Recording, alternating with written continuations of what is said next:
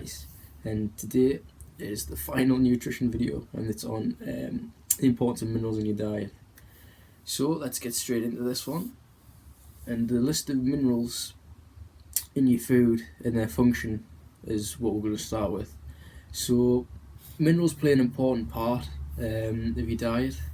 They help with things like your body functions, normal growth development. They help with protein synthesis, and they also help with hormone secretion as well.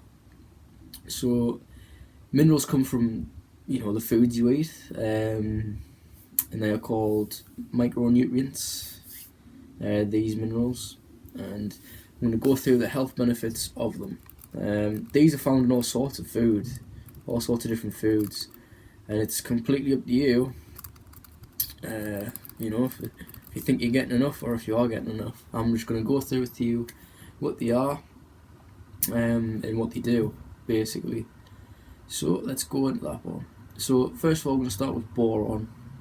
This mineral plays an important and essential role in bone health, brain functions, and aging practices too.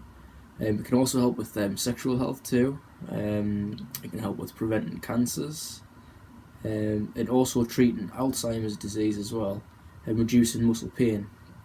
So it's quite an important one, that one. It's the first one on the list too. So that one was boron.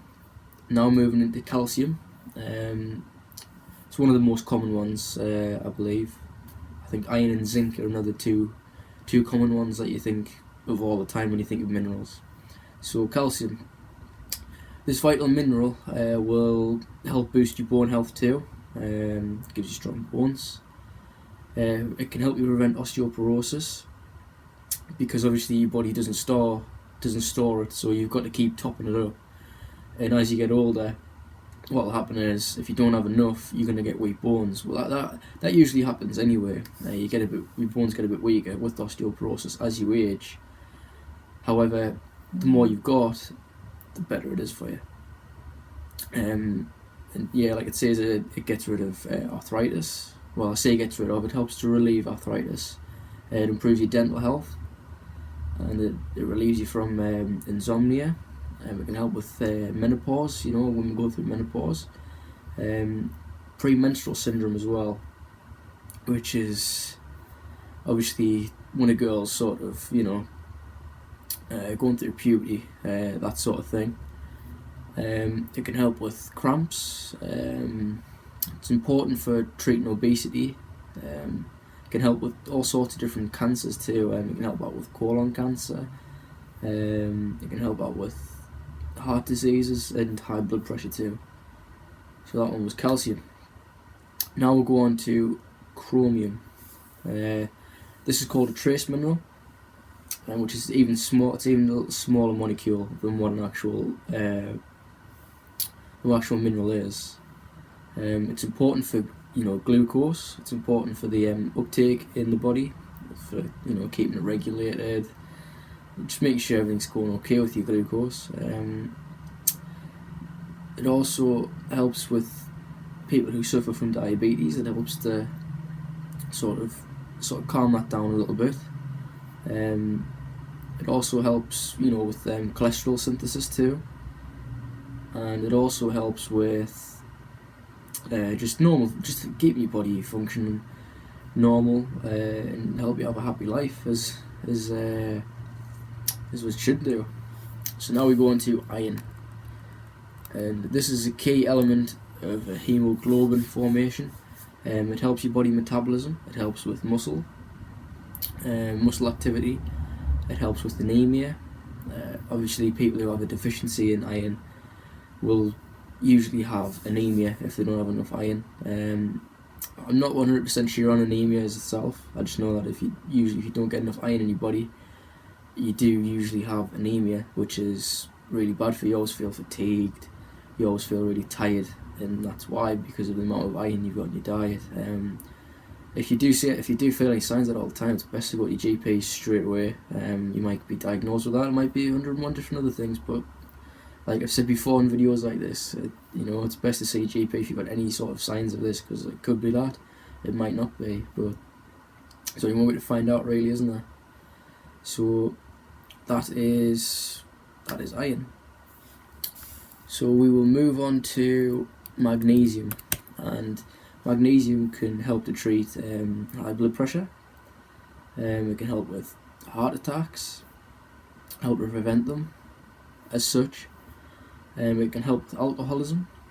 It can also help with with bone health. So again, making sure your bones are strong, making sure that, they're not like dense and weak, that type of thing. It can also help with cramps. It can help with diabetes and with menopause. It can help with pregnancy and also with asthma too. It's very important. It's very important for your body because it can help lower stress and anxiety levels from your body if you get enough magnesium in your body. And it can also help with insomnia too. So that's what magnesium does for you. Now we move on to iodine, which there's iodine and there's iodide. I normally get the two mixed up a lot because they sound very similar, and sometimes it's easy to just forget one of them. You think, iodine or iodide. I bet there's a few different ones that are like that as well. Not just this, but in a few other subjects that I'm just like, what even is going on? They sound so similar. There's a few muscles and bones that sound exactly the same, or sound similar, and I get mixed up all the time. So now we move on to iodine, and this is often overlooked. People don't realise that it can really help with sort of skin conditions. Iodine, it can help with improving your hair care. Protecting your body and your hair, stuff like that. It can help with pregnancy, and it can also help with improving your body's metabolism too. So if you don't know what metabolism is, it's how fast your body can digest food over a certain amount of time. I'll leave a link to metabolism as well if you guys want to know more about what a metabolism is, stuff like that. So that was iodine. Now going on to iodide. This is a secondary form of iodine. It's very important in terms of bodily functions. It's similar. It's similar to iodine. It's basically saying that it's another form of iodine. It helps with your thyroid function, so that's your metabolism as well. It helps basically make sure your body's regulating its metabolism properly, and your cholesterol levels are good. It helps to increase that as well if you get enough intake into it. So that was iodide. So moving on now to phosphorus. This mineral is integral. It does help to reduce muscle weakness. It helps to improve bone health too. See, all these minerals are helping with your bones, and not many people really know that, And even though they're little micronutrients, they help with your bones, your metabolism, and all sorts. It's honestly, it just amazes me the amount of things, especially with vitamins as well. It really does amaze me what food does to your actual body. Anyway, it helps with boosting brain function too. It helps with correcting sexual weakness. I imagine that's when you can't get an erection, that type of thing, and that's not very good, to be honest. Let's be honest, nobody wants that. It can also help in aiding dental care too, and it helps to optimize your body metabolism too. So it helps to make sure it's operating properly in your body's. Yeah, it just means that it's helping your body with its metabolism. Moving on now to manganese. Manganese plays an important role in managing your body's metabolism too. It helps with osteoporosis, which is a bit like calcium. It means that it's going to help to reduce the weakness in your bones. Also, it helps to reduce fatigue, a bit like iron. It helps with your reproduction sort of thing, your reproduction cycle. It helps with sprains. It helps with inflammations. It helps with brain function, and it's also known to help with epilepsy too. So that is manganese. And now we move on to the final one, which is copper. I believe that's the final one. No, it is not. Copper's not the final one. No, I've got a few more. So copper. This common mineral, yeah, lots of people know what this is, copper. Sorry, well they've heard of copper. This helps with brain function. It helps with arthritis too. Helps with the skincare. So again, some of these do sound a lot the same. They do sort of like the same things, but they help in different areas, type of thing. So it's good to know this type of thing. So it's good to know what minerals do, because people are like, well, what are minerals? Well, what's a mineral? And then they're getting told this, and like, whoa.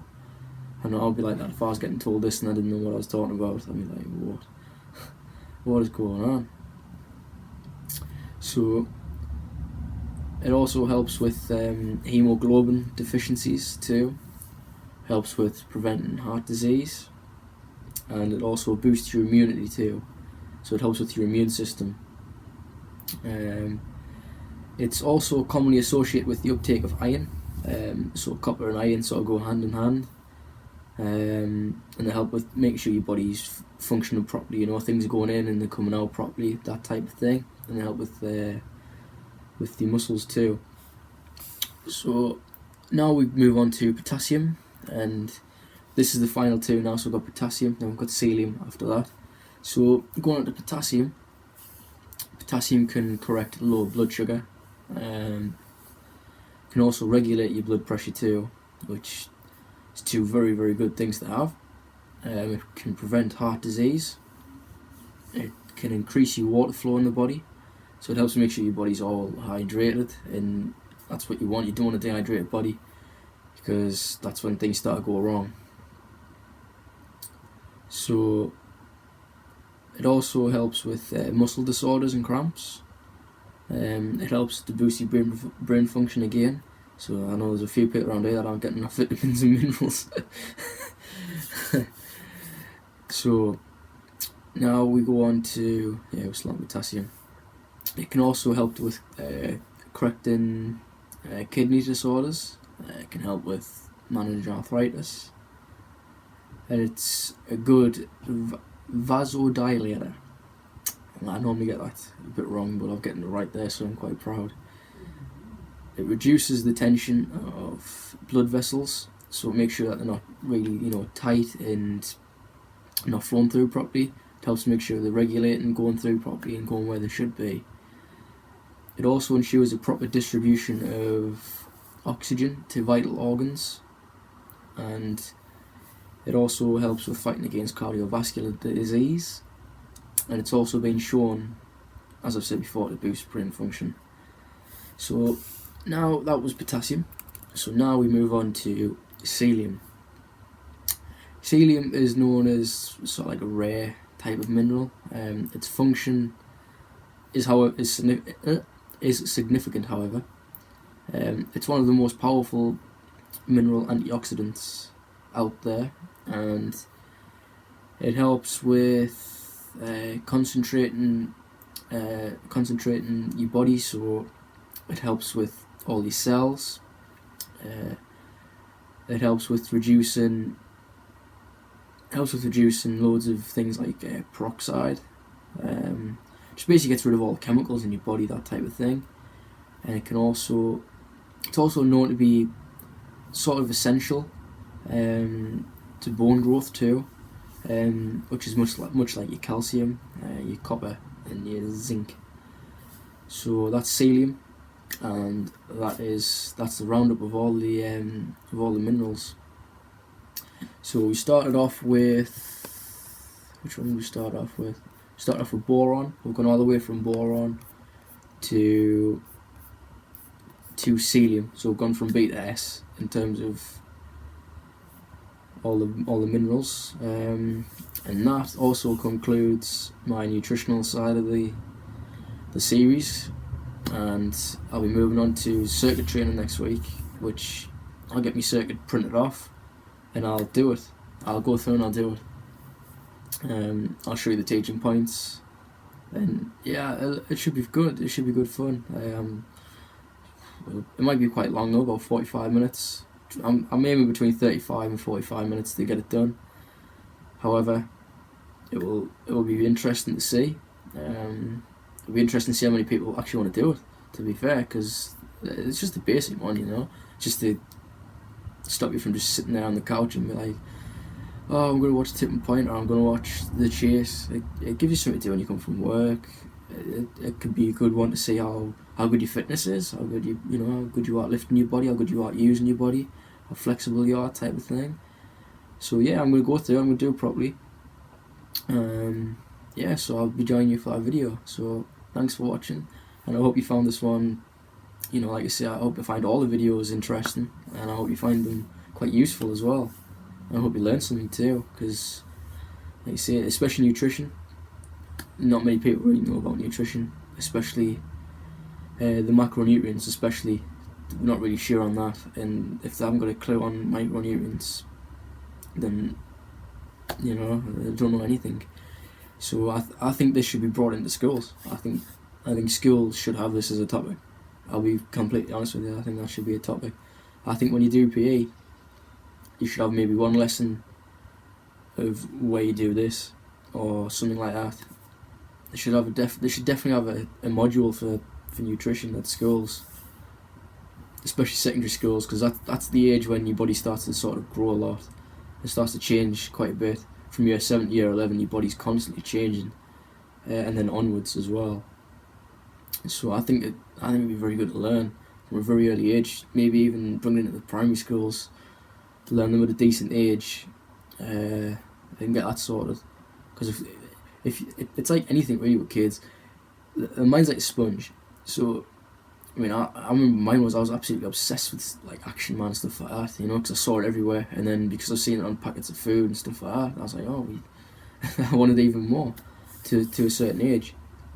So I think we should do that at schools. I really think we should. But the thing is, it'll never happen.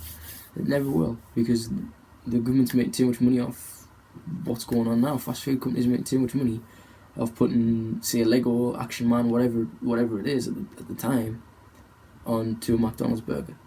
I mean, there's a monopoly at McDonald's, for Christ's sake, Why don't they bring a healthy one out, like your 5 a day, or about nutrition, Just an idea. I've got loads of ideas like that, but that's something I think they should do.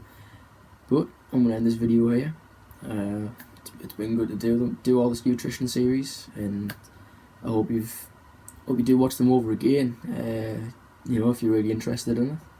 And like I say, I hope it's raised a bit of awareness about what you eat to a certain extent. And like I say, even if you've learned one thing, like if you've learned what zinc does, or if you've learned what iron does, great. And if you've learned something from every single video I put on, even better. That's exactly what I'm doing it for.